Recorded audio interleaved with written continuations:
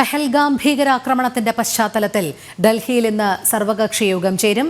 പ്രതിരോധ മന്ത്രി രാജ്നാഥ് സിംഗിന്റെ അധ്യക്ഷതയിൽ ചേരുന്ന യോഗത്തിൽ സുരക്ഷാ കാര്യസമിതിയിലെ തീരുമാനങ്ങൾ വിശദീകരിക്കും. ജിഷ്ണു കൃഷ്ണൻ ചേരുന്നു. ജിഷ്ണു, ഇന്ന് ചേരുന്ന സർവകക്ഷി യോഗത്തിൽ എന്തെല്ലാം കാര്യങ്ങളിൽ മേലായിരിക്കും ഒരു വിശദീകരണം ഉണ്ടാകുക? ജിഷ്ണുവിലേക്ക് എത്താം. പഹൽഗാം ഭീകരാക്രമണത്തിന്റെ പശ്ചാത്തലത്തിൽ ഡൽഹിയിൽ ഇന്ന് സർവകക്ഷി യോഗം ചേരും.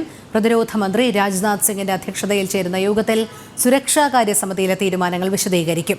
ഇതിനിടെ പാക് നയതന്ത്രജ്ഞനെ കേന്ദ്രം വിളിച്ചുവരുത്തി. പ്രതിരോധ, സൈനിക, നാവിക, വ്യോമ ഉപദേഷ്ടാക്കൾ ഒരാഴ്ചയ്ക്കുള്ളിൽ രാജ്യം വിടണമെന്നും നിർദ്ദേശം നൽകിയിട്ടുണ്ട്. ജിഷ്ണു, കൂടുതൽ വിവരങ്ങൾ. രോഹിണി, രാജ്യതലസ്ഥാനത്ത് ഇന്ന് കേന്ദ്ര പ്രതിരോധ മന്ത്രി രാജ്നാഥ് സിംഗിന്റെ നേതൃത്വത്തിലുള്ള സർവകക്ഷി യോഗം ചേരും. കേന്ദ്ര ആഭ്യന്തരമന്ത്രി അമിത്ഷായും യോഗത്തിൽ പങ്കെടുക്കുമെന്നാണ് അറിയിക്കുന്നത്. കഴിഞ്ഞ ദിവസം പ്രധാനമന്ത്രിയുടെ അധ്യക്ഷതയിൽ ചേർന്ന മന്ത്രിസഭയുടെ സുരക്ഷാ കാര്യ സമിതി കൈക്കൊണ്ടിട്ടുള്ള തീരുമാനങ്ങൾ സംബന്ധിച്ചും ഒപ്പം പഹൽഗാം ഭീകരാക്രമണത്തിൽ എന്തൊക്കെ തരത്തിലുള്ള മറുപടികൾ രാജ്യം നൽകും, നയതന്ത്ര തലത്തിലും സൈനിക തലത്തിലും സ്വീകരിക്കുന്ന നടപടികളും ഈ യോഗത്തിൽ ചർച്ച ചെയ്തുകൊണ്ട് ഒരു കൂട്ടായ തീരുമാനം ഈ വിഷയത്തിൽ ഉണ്ടാകുമെന്നാണ് മനസ്സിലാക്കുന്നത്. കാരണം ഈ ഒരു ഭീകരാക്രമണത്തെ രാജ്യം ഒന്നിച്ചു നിന്ന് നേരിട്ട് കൊണ്ട് അതിന് മറുപടി നൽകണം എന്നുള്ളത് തന്നെയാണ് പ്രധാനമന്ത്രി നരേന്ദ്രമോദി ഉൾപ്പെടെയുള്ളവർ വ്യക്തമാക്കിയതൊപ്പം ശക്തമായ ഭാഷയിലുള്ള തിരിച്ചടി ഉണ്ടാകും എന്നുള്ളത് ആഭ്യന്തരമന്ത്രി അമിത്ഷായുടെയും പ്രതിരോധ മന്ത്രി രാജ്നാഥ് സിംഗിന്റെയും എല്ലാം വാക്കുകളിൽ നിന്ന് നമുക്ക് വായിച്ചെടുക്കാൻ സാധിക്കും. നിലവിൽ നയതന്ത്ര തലത്തിൽ പാകിസ്ഥാനെതിരെ സ്വീകരിച്ചിട്ടുള്ള നടപടികൾ മാത്രമാണ് വിദേശകാര്യ മന്ത്രാലയം വാർത്താ സമ്മേളനത്തിൽ അറിയിച്ചിട്ടുള്ളത്. അതായത് പാക് പൗരന്മാരോട് 48 മണിക്കൂറിനുള്ളിൽ രാജ്യം വിട്ടുപോകാൻ ആവശ്യപ്പെട്ടിട്ടുണ്ട്. യാതൊരു കാരണവശാലും ഇനി വിസ നൽകില്ല. കൂടാതെ പാക്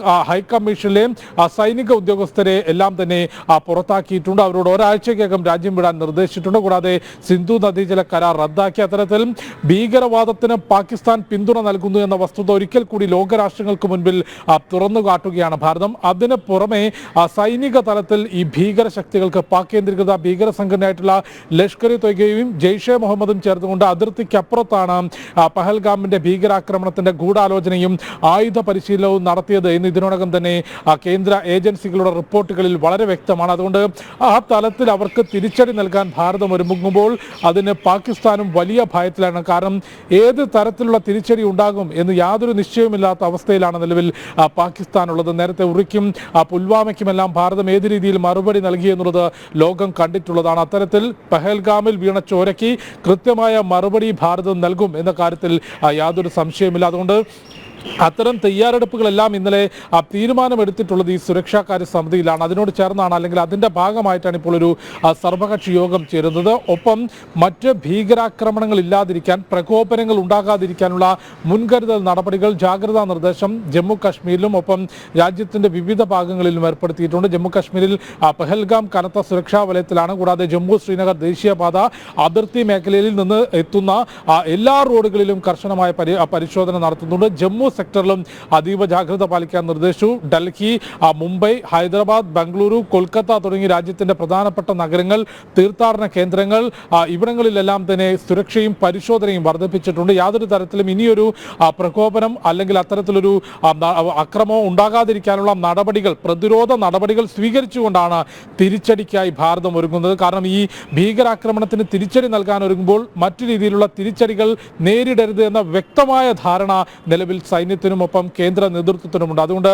അതിർത്തിയിൽ നുഴഞ്ഞുകയറ്റം ഇല്ലാതിരിക്കാനുള്ള കർശനമായ സുരക്ഷാ പരിശോധന നടത്തുന്നു. പഞ്ചാബ്, ഹിമാചൽ തുടങ്ങിയ സംസ്ഥാനങ്ങളിൽ നിന്ന് കൂടുതൽ സൈനിക യൂണിറ്റുകൾ ജമ്മു കാശ്മീരിലേക്ക് ഈ ഭീകരാക്രമണം ഉണ്ടായതിന് പിറകെ തന്നെ നിശ്ചയിച്ചിട്ടുണ്ട്. അവർ ജമ്മു കാശ്മീരിന്റെ സുരക്ഷയ്ക്ക് കൂടുതൽ സേനാ വിന്യാസം നടത്തുന്നു. അത്തരത്തിൽ വിവിധ തരത്തിലുള്ള നടപടികൾ നയതന്ത്ര തലത്തിലും പാകിസ്ഥാന് നേരെ ഏർപ്പെടുത്തിയിട്ടുള്ള കർശനമായ നടപടികൾ പാക് ഹൈക്കമ്മീഷനിലെ ഉന്നത ഉദ്യോഗസ്ഥരെ വിളിച്ചു വരുത്തിക്കൊണ്ടാണ് കേന്ദ്രം അറിയിച്ചിട്ടുള്ളത്. വിദേശകാര്യ മന്ത്രാലയത്തിലേക്ക് ഇന്നലെ രാത്രി വൈകിയും പാക് ഹൈക്കമ്മീഷനിലെ ഉന്നത ഉദ്യോഗസ്ഥനെ വിളിച്ചു വരുത്തുകയും ഇത്തരത്തിൽ ഹൈക്കമ്മീഷനിലെ സൈനിക ഉദ്യോഗസ്ഥർ ഉടൻ തന്നെ തിരിച്ചു പോകണം, അവരെ പുറത്താക്കിയ വിവരം, വിസ നടപടികൾ നിർത്തിവെച്ച വിവരം, ഒപ്പം ഇന്ത്യ പാക് ചെക്ക് പോസ്റ്റ് ആയിട്ടുള്ള വാഗ അട്ടാരി ബോർഡർ അടയ്ക്കാനുള്ള തീരുമാനം ഇന്നലെ എടുക്കുകയും ഇന്ന് ആ ചെക്ക് പോസ്റ്റ് പൂർണ്ണമായും അടയ്ക്കുകയും ചെയ്തിട്ടുണ്ട്. അത്തരത്തിൽ പാകിസ്ഥാൻ ഭീകരവാദത്തെ പിന്തുണയ്ക്കുന്നു എന്ന വസ്തുത തുറന്നു കാട്ടിക്കൊണ്ട് പാകിസ്ഥാനെ പ്രതിരോധത്തിലാക്കുകയും അതേസമയം പഹൽഗാമിൽ വീണിട്ടുള്ള ചോരയ്ക്ക് തോക്കിന് പകരം തോക്ക് എന്ന രീതിയിൽ തന്നെ കൃത്യമായിട്ടുള്ള മറുപടി. കാരണം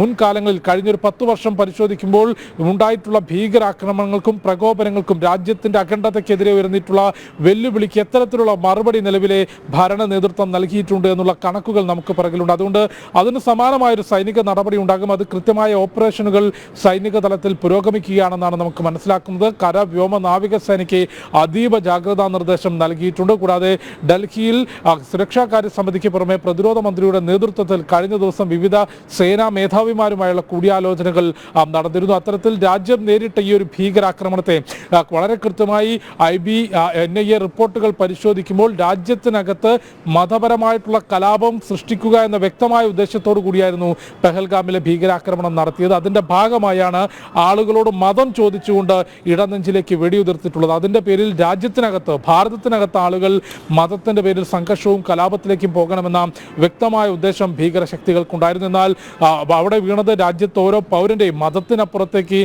ഓരോ ഇന്ത്യക്കാരന്റെയും ചോരയാണ് പെഹൽഗാമിൽ വീണത് എന്ന തിരിച്ചറിവാണ് ഓരോ ഭാരതീയനും ഉണ്ടായിട്ടുള്ളത്. അതിനെ ഏറെ ഗൗരവത്തോടു കൂടി കേന്ദ്ര നേതൃത്വം അതേ രീതിയിൽ കാണുകയും അതിന് ശക്തമായ തിരിച്ചടി നൽകാനുള്ള തയ്യാറെടുപ്പുകളും ക്രമീകരണങ്ങളും നയതന്ത്ര തലത്തിലും സൈനിക തലത്തിലും പുരോഗമിക്കുകയാണ്. രോഹിണി. ശരി ജിഷ്ണു. പെഹൽഗാം ഭീകരാക്രമണത്തിന്റെ പശ്ചാത്തലത്തിൽ ഡൽഹിയിൽ ഇന്ന് സർവകക്ഷി യോഗം ചേരും. പ്രതിരോധ മന്ത്രി രാജ്നാഥ് സിംഗിന്റെ അധ്യക്ഷതയിൽ ചേരുന്ന യോഗത്തിൽ സുരക്ഷാ കാര്യ സമിതിയിലെ തീരുമാനങ്ങൾ വിശദീകരിക്കും. ജിഷ്ണു കൃഷ്ണനാണ് വിവരങ്ങൾ നൽകിയത്.